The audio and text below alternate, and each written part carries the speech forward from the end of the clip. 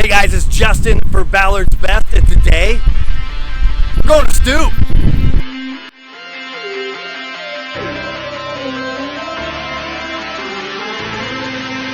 All right, thank you so much, Lara, for having us. I can't wait to get to know you guys a little bit better. For the folks listening, watching at home, tell us a little bit about why Ballard, why Stoup, and how you guys got started. Why Ballard? Well, the answer to that question is pretty easy, at least for my husband and myself. Okay. We're actually three partners here in the business, but Brad and I live in Ballard. We live literally 2 miles, if you just cruise up 8th Avenue, 2 miles, you're hitting our house. And so we very consciously decided when we wanted to open this business that we wanted to be in our neighborhood. Yeah. We've always wanted to serve a local community, more than say the downtown corridor of visiting tourists or anything like that. But we definitely did not want to build a commute into our lives. Yeah. And there are 2 industrial zones in the city really, and that would be Georgetown, South Park. Yep. Or we're lucky enough to have it here in Ballard. So this is where our search started and ended. Nice, that's awesome. And so when you guys decided that, hey, we're gonna, was it a big career change for you guys to do this, or had you guys kind of worked in the industry prior? Depends on how you think about it. I have 20 years of experience on the wine side of things. Oh, fun, okay. So I worked for a couple of different wine importers, but my background was always PR, marketing, and education. Okay. That's what I did for the companies then, and that's what I'm doing for our business here now. Connected. Yeah, exactly. Absolutely. And then my husband Brad is a chemist. Oh wow, okay. And our partner Robin Schumacher was a biology teacher. So they both have the very scientific backgrounds, and they both had been, brewing at various extremes prior to opening Stoup. So Brad has been a craft beer lover for as long as I've known him, which is now, we're coming on 25 years together. And my career actually took us to the East Coast at one point. Really? Yes. So we went to the New York area in 1997 for an opportunity that I had to work for an Italian wine importer. Oh, wow.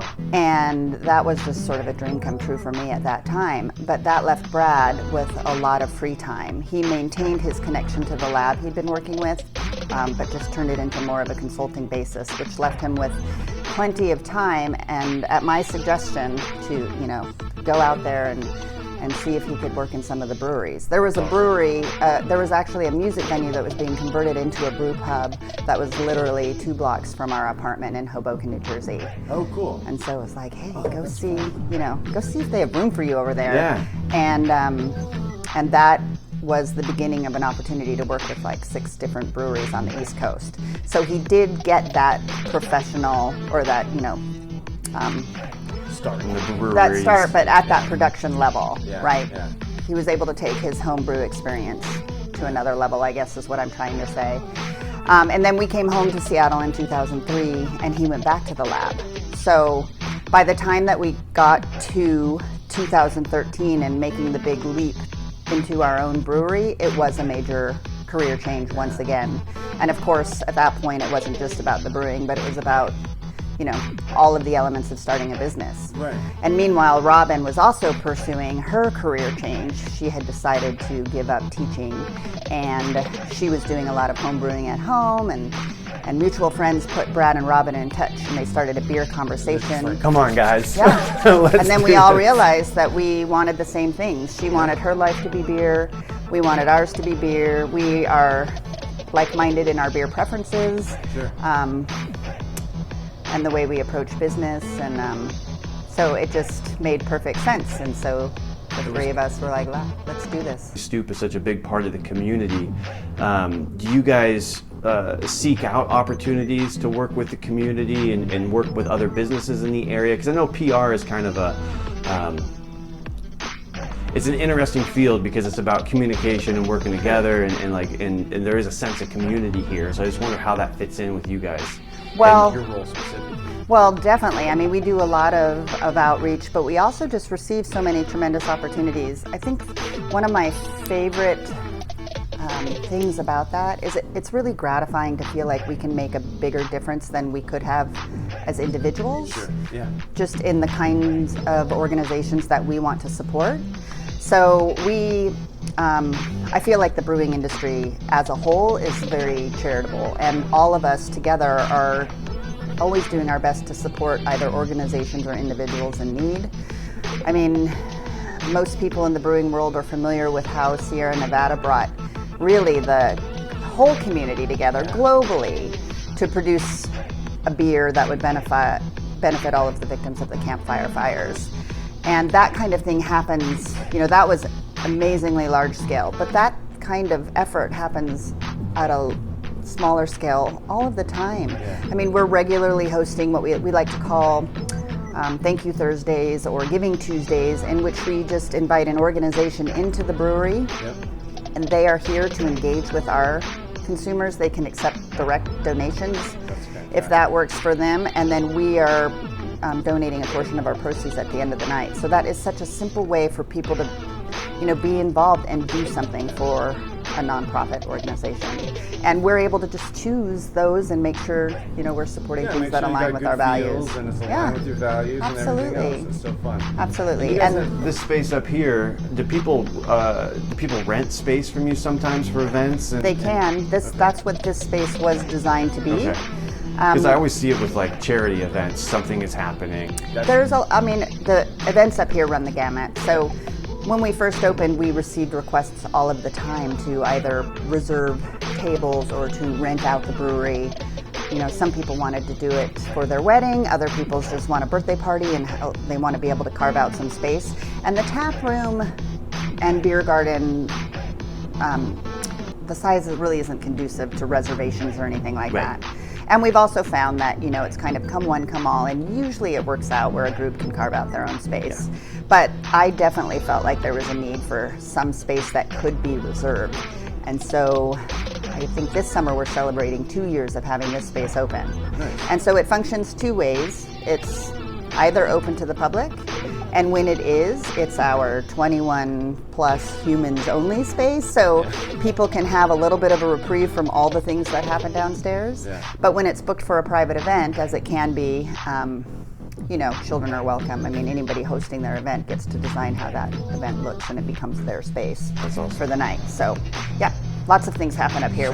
During the day, it's available for business meetings. A lot of companies will do off-site meetings here. Okay. Yeah, I know that flexible space. I was trying to be a part of the Run Club. Yes, why aren't you? It's every other Sunday. So this past Sunday was one of our runs. And so we do it, every other week. We meet in the tap room at 11:45 a.m.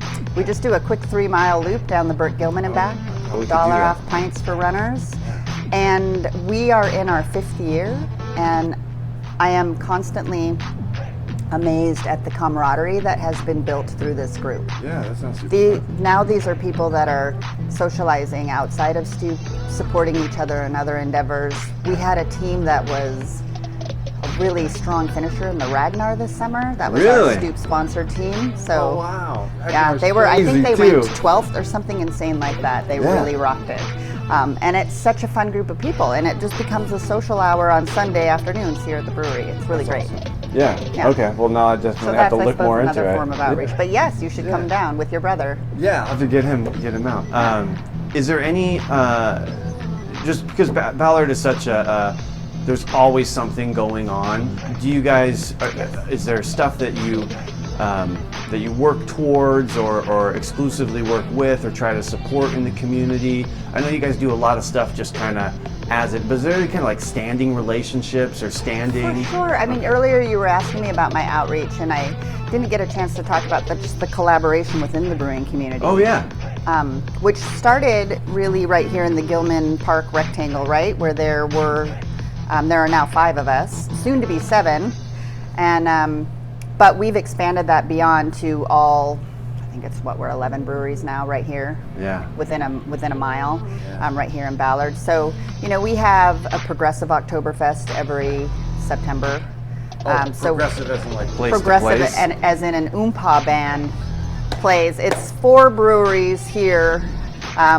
Stoup Reuben's, Lucky Envelope, and Populux. Nice. Okay.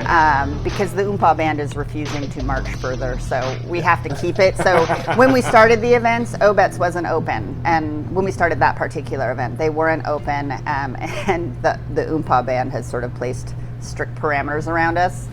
But so they play at each brewery and they march on to the next, and the revelers can march on with them, and we usually have specialized glassware, and of course we all brew German beers for the occasion, and super fun. This past St. Patrick's Day, Mike Hale brought out his double-decker bus. Oh, yeah. And we supported Seattle firefighters' pipes and drums through, you could purchase a $5 wristband. Okay. And that $5 went entirely to the organization, but it allowed you to get on and off the bus that was doing a loop that hit all of the breweries. Really? And I've seen the bus, but I didn't know they drove it around. Yeah, no, Mike Hale, that bus is a pretty special part of Seattle brewing history for sure. We have partnered on a couple of annual events. So, you know, the Winter Beer Fest back in the day was always hosted at Hale's Palladium, but it outgrew the space. Yeah. So we've brought a Ballard Winter Beer Fest back to the Palladium, and we also did a spring event. So all of us are working together on those initiatives all the time. And then, of course, we now have the Ballard Passport, right? Yeah. So yeah. you can hit up all of the breweries, Super get your fun. passport stamped, earn prizes. It's so funny because every time I go someplace and I see the passport, I'm like, I should have started one. Like, Well, it's never too late, right? I just feel like, oh man, okay. And you don't have to do it like this. It's not, doesn't need to be finished on the day you start it. No, right? Yeah. You pull it out. It's not a pub crawl. It doesn't have to Exactly. be. Yeah. Exactly. Yeah. That's awesome. So when we had some, you know, kind of going back and forth trying to get together, and I appreciate you carving out some time for us. Was there anything that you had hoped to talk about, or you thought, because I know we kind of just like, hey, we're just going to get together and chat about the neighborhood and the brewery. Is there anything that we didn't cover that important to know? Important to know.